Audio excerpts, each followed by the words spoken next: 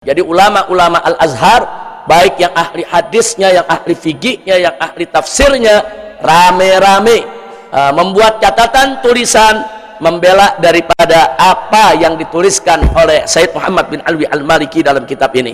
Itulah sebabnya akhirnya kerajaan Saudi nggak berani untuk hukum mati Sayyid Muhammad bin Alwi Al-Maliki, saudara. Kalau beliau coba-coba tangkap hukum mati, beliau akan berhadapan dengan ulama Ahlus Sunnah sedunia. Jadi walaupun ulama-ulama Wahabi sudah kompak ini sesat, mesti dihukum mati, tapi ternyata rajanya nggak berani hukum mati beliau, saudara. Karena semua ulama dari berbagai negeri menyurati raja, jangan coba-coba untuk mengganggu Sayyid Muhammad bin Alwi Al-Maliki. Termasuk Raja Maghrib, Raja Maroko juga menyurati, ya ikhwan. Jadi mereka nggak terima, jangan coba-coba mengganggu daripada ulama besar Ahlus Sunnah wal Jamaah ini, saudara. Nah akhirnya kerajaan nggak berani, cuman diganggu dari sisi lain. Nggak boleh lagi jadi imam di Masjidil Haram. Dulu beliau imam di Masjidil Haram. Nggak boleh lagi buka majelis taklim di Masjidil Haram. Dulu beliau buka majelis di Babul Fatah di Masjidil Haram. Nggak boleh lagi beliau ke Indonesia. Dulu beliau sering ke Indonesia. Nah, dilarang dengan alasan ini kalau ke Indonesia menyebarluaskan kesesatan. Nah kemudian mereka dilarang ini, dilarang itu. Tapi apa yang terjadi? Ya, mereka dilarang ke Indonesia, tapi setiap hari di rumahnya orang Indonesia ratusan orang datang, ya ikhwan. Kiai-kiai, ulama-ulama, bahkan dari seluruh dunia, dari Turki, dari dunia Islam, itu hampir setiap hari datang bertamu ke beliau. Sampai beliau dilarang nerima tamu, ya ikhwan. Masya Allah, ya begitulah kehidupan perjuangan daripada ulama-ulama dan guru-guru kita, ya ikhwan. Kitab Mafahim Yajib an Tusahhah. Kitab ini, saudara, ada sejarahnya. Jadi kitab ini muncul ada sejarahnya. Dulu kami punya guru tercinta, Sayyidil Imam Sayyid Muhammad bin Alwi Al-Maliki radhiyallahu ta'ala anhu wa nafanallahu bi ulumihi wa anwarihi wa asrari muhtahatihi fid dini wad dunya wal akhirah. Dulu beliau mengarang sebuah kitab yang namanya Az-Zakhair Al-Muhammadiyah. Nah, di dalam kitab Az-Zakhair Al-Muhammadiyah beliau tuangkan soal tawassul, soal tabarruk, soal peringatan Maulid. Kemudian beliau tuangkan juga aneka ragam yang menjadi keyakinan Ahlus Sunnah wal Jamaah. Kemudian buku itu dipermasalahkan oleh ulama-ulama Wahabi di Saudi. Nah, kitab tersebut dipermasalahkan sampai-sampai ulama-ulama Saudi memfatwakan bahwa Sayyid Muhammad bin Alwi Al-Maliki ini ajarannya sesat dan menyesatkan. Bahkan ada fatwa keluar dari Darul Iftah, yaitu di Saudi Arabia, bahwa Sayyid Muhammad ini sudah kafir, musyrik, harus taubat. Kalau nggak taubat harus dihukum mati. Nah, nggak sampai di situ, mereka mendorong pemerintah Saudi, dalam hal ini raja, saudara, dan para menterinya untuk mengeksekusi, melaksanakan fatwa tersebut, saudara. Dan Sayyid Muhammad juga pernah dipanggil ke Riyadh dengan panggilan yang sangat emergensi, saudara, yang saat itu para santrinya cukup khawatir karena biasanya kalau ada panggilan yang seperti itu nggak pulang lagi. Nah, tapi beliau dengan gagah berani berangkat ke Riyadh untuk bertemu dengan raja. Beliau tidak pernah gentar untuk mempertahankan pendapat karena yang beliau sampaikan itu semua ada argumentasinya. Ya, jadi beliau pernah diundang oleh Majelis Ulama Saudi untuk mereka tabayun, terjadi perdebatan. Beliau uraikan semua pendapatnya dengan dalil-dalil, ya ikhwan. Enggak, ulama Saudi enggak berkutik kok. Nah, cuman karena mereka punya pemikiran jumud, kaku, beku. Nah, jadi udah nggak mau denger, udah. Semua dalil yang dikeluarkan oleh Sayyid Muhammad dia nggak mau denger. Tetap kalau udah bilang sesat, ya sesat, saudara. Nah, jadi akhirnya dalam perdebatan itu mereka tidak menang, saling adu hujah, adu argumen, dan mereka memaksa Sayyid Muhammad untuk bertobat. Sayyid Muhammad bilang, saya nggak mengajarkan aliran sesat, saya tidak menyebarluaskan ajaran sesat. Buktikan dulu kesesatan saya. Kalau terbukti saya sesat, saya tobat. Nah, jadi jangan seenaknya mengatakan orang sesat tanpa bukti. Itu ceritanya cukup panjang, ya kawan. Akhirnya mereka mengeluarkan kitab, saudara. Nah, judulnya Al-Hiwar Ma'al Maliki fi Dhalalatihi wa Munkaratihi. Ya, itu yang dikeluarkan oleh mereka. Itu buku dibagi-bagi gratis satu Saudi. Jadi dialog dengan Maliki tentang kesesatannya dan kemunkarannya. Nah kemudian Syed Muhammad nggak jawab itu kitab. Yang jawab ulama-ulama Ahlus Sunnah dari luar. Ada yang jawab dari Kuwait, ada yang jawab dari Maroko, ada yang jawab dari Syam, dari Syria, ya ikhwan. Jadi kitab yang dikarang oleh ulama Wahabi tadi dikanter oleh ulama-ulama Ahlus Sunnah dari seluruh dunia. Nah mereka tidak puas, datang lagi satu karangan. Kalau yang tadi itu dikarang oleh Ibnul Mani. Ibnul Mani ini salah satu ulama Wahabi di Saudi, ya ikhwan. Kemudian muncul lagi satu buku dikarang oleh dosen Jami'ah Islamiyah Madinah, yaitu Profesor Dr. Abu Bakar Al-Jazairi, Syekh Abu Bakar Al-Jazairi.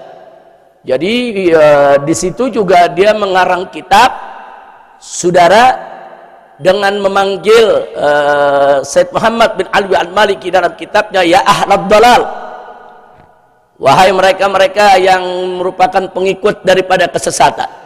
Saya masih ingat itu buku-buku dibagi-bagi, ya ikhwan. Di universitas-universitas, di masjid-masjid, di mana-mana dibagi-bagi gratis. Tapi kitab ini juga akhirnya dijawab oleh ulama-ulama Ahlus Sunnah dari seluruh dunia. Saudara, enggak ulama-ulama dari dunia, dari Mesir, dari mana-mana, enggak diam, saudara. Jawab lagi. Syed Muhammad waktu itu masih diam. Nah, akhirnya banyak suara-suara mereka yang terus-menerus menyesalkan Syed Muhammad dengan kitab Dzakhair Muhammadiyah. Terakhir, saudara, inilah yang dikarang oleh Syed Muhammad. Mafahim yajib an tusohha. Nah kali ini kalau Dzakhair Muhammadiyah, beliau ngarang tentang tabarruk, tawassul dengan dalil ya sekedarnya, kupasannya, saudara.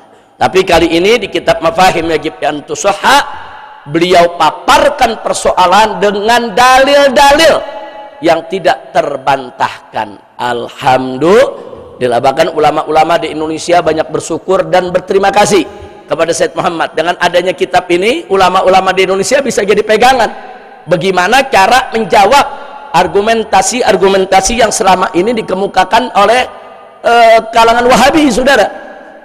Apalagi sekarang ini paham-paham Wahabi mulai menyebar di Indonesia. Jadi kita di Indonesia nggak capek-capek lagi nyari dalil, saudara. Jadi Syed Muhammad bin Alwi Al-Maliki itu hidup di tengah-tengah ulama Wahabi, hidup di tengah-tengah negeri Wahabi, berhadapan langsung dengan ulama-ulama Wahabi, berdebat langsung dengan mereka, berargumentasi langsung dengan mereka, saudara. Dan buku-bukunya nggak boleh dicetak di Saudi. Ini dulu nggak boleh beredar di Saudi, saudara. Ini kitab baru 2 tahun terakhir ini aja boleh. Ini kitab nggak boleh, diharamkan masuk Saudi, ya ikhwan. Tapi kitab-kitab Syed Muhammad menyebar di seluruh dunia. Menyebar di Mesir, di Yaman, di Maroko, di Aljazair, di Libya, di Dubai, saudara, di mana-mana negeri, sampai di Indonesia. Nah, kita sekarang ini bagi para kiai, para dai yang suka berhadapan dengan kalangan Wahabi yang sering mengajukan argumentasi untuk menyerang amaliyah Ahlus Sunnah wal Jamaah, maka saya sarankan cukup pegang kitab ini, ya ikhwan. Ini isinya lengkap dengan dalil dari Al-Quran dan As-Sunnah. Dijawab semua tentang serangan-serangan mereka, tidak ada satupun yang diluputkan, ya ikhwan. Nah sehingga apa? Sehingga kita nggak capek nyari dalil lagi, kita nggak capek, karena kan ini juga beliau punya maraji dari ratusan kitab, ya ikhwan. Dari mana-mana kitab salaf, kitab khalaf, semuanya. Nah karena itu pembacaan kitab Mafahim yang dibaca oleh Buya Qurtubi Jailani sangat bagus sekali, dan mudah-mudahan ini manfaat buat kita semua, amin. Dan mudah-mudahan Anda nanti setiap orangnya itu bisa mendapatkan kitab ini.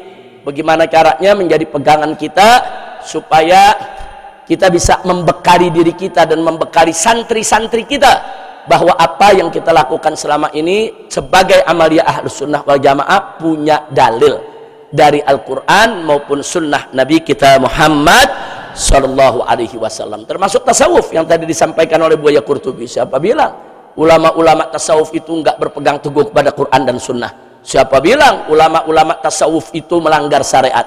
Siapa bilang ulama-ulama tasawuf itu mengarang-ngarang sendiri, dia punya thariqahnya tanpa berpedoman kepada ajaran Nabi Muhammad Sallallahu Alaihi Wasallam?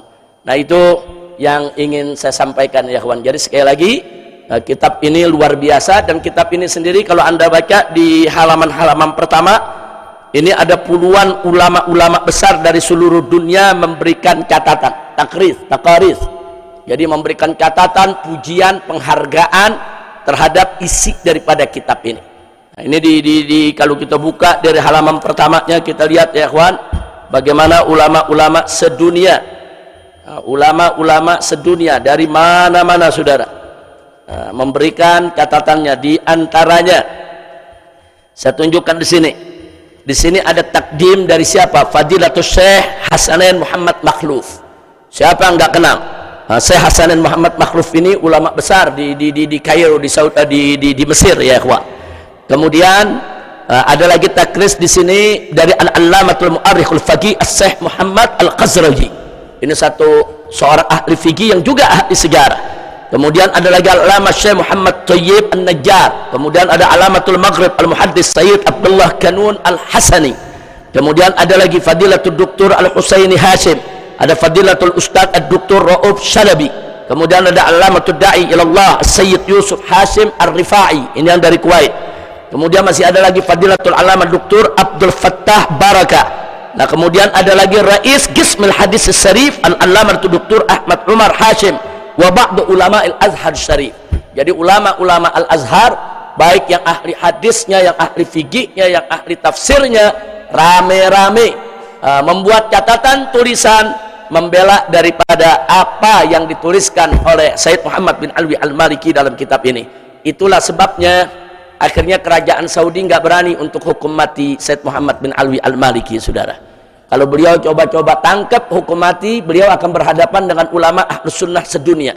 Jadi walaupun ulama-ulama Wahabi sudah kompak, ini sesat, mesti dihukum mati, tapi ternyata rajanya nggak berani hukum mati beliau, saudara. Karena semua ulama dari berbagai negeri menyurati raja, jangan coba-coba untuk mengganggu Sayyid Muhammad bin Alwi Al-Maliki. Termasuk Raja Maghrib, Raja Maroko juga menyurati ya ikhwan.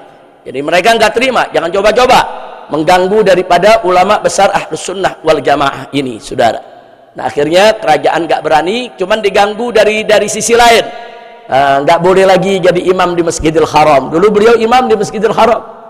Nggak boleh lagi buka majlis taklim di Masjidil Haram. Dulu beliau buka majlis di Babul Fatah di Masjidil Haram. Kemudian nggak boleh lagi ngisi di radio ataupun televisi, saudara. Dulu beliau ngisi di TV dan radionya Saudi. Kemudian nggak boleh lagi jadi dosen. Dulu beliau dosen di Jamiatul Malik Abdul Aziz ya ikhwan, yang sekarang jadi Jamiatul Ummul Qura yang ada di Mekah. Nggak boleh lagi beliau ke Indonesia. Dulu beliau sering ke Indonesia. Nah, dilarang dengan alasan ini kalau ke Indonesia menyebarluaskan kesesatan. Nah, jadi memang di Saudi ini gampang betul nyesat-nyesatin orang, saudara. Nah kemudian mereka dilarang ini, dilarang itu. Tapi apa yang terjadi? Ya mereka dilarang ke Indonesia, tapi setiap hari di rumahnya orang Indonesia ratusan orang datang ya ikhwan. Kiai-kiai, ulama-ulama, bahkan dari seluruh dunia, dari Turki, dari dunia Islam, itu hampir setiap hari datang bertamu ke beliau. Sampai beliau dilarang nerima tamu ya ikhwan. Masya Allah, ya begitulah kehidupan perjuangan daripada ulama-ulama dan guru-guru kita ya ikhwan. Tapi alhamdulillah bukunya menyebar dan sekarang diteruskan oleh putra beliau tercinta As-Said Ahmad bin Muhammad bin Alwi Al-Maliki. Nah jadi kitabnya ada 77 kitab. Said Muhammad bin Alwi Al-Maliki ini ada 77 kitab. Dan alhamdulillah di markas syariat ini ada ya ikhwan. Kalau anda jalan-jalan ke Wisma Tamu, di belakang sana ada Wisma Tamu. Di Wisma Tamu juga ada perpustakaan seperti ini.